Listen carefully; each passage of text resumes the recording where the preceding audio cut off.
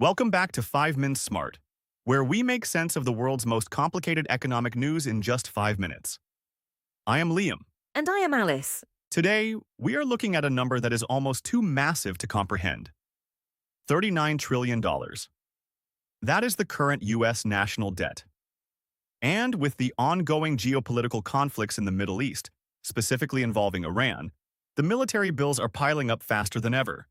Alice, how did we get here so quickly? It is a combination of past policies and sudden, present emergencies, Liam. Specifically, the escalating tensions in the Middle East have created a sudden need for unbudgeted military expenditures. When a conflict threatens critical regions like the Strait of Hormuz, the US deploys resources to protect global supply chains. But here is the problem. None of this was in the original budget. So the government essentially has to pull out the credit card and borrow more money to pay for it. Exactly. To borrow that money, the government issues more treasury bonds. But when you flood the market with bonds, you have to offer higher yields to find buyers.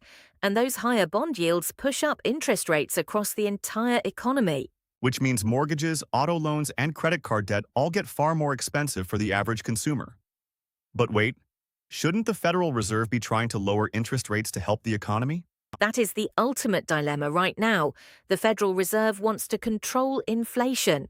But when the government is spending trillions of borrowed dollars, it is constantly injecting new money into the economy, keeping inflationary pressure extremely high. We call this fiscal dominance, meaning the government's aggressive spending habits are overpowering the Fed's monetary policy.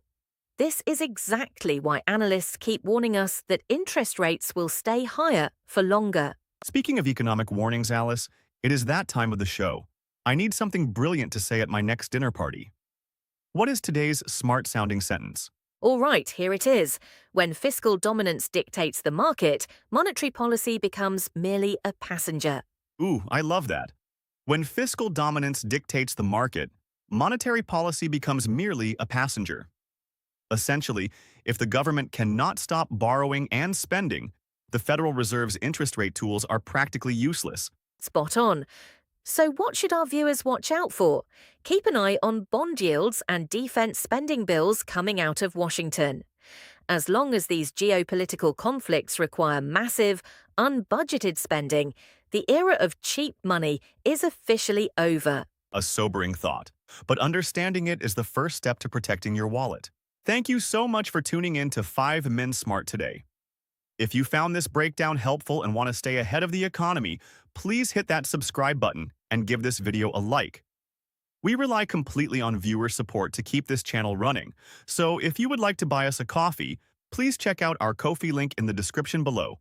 Stay smart, and we will see you in the next one.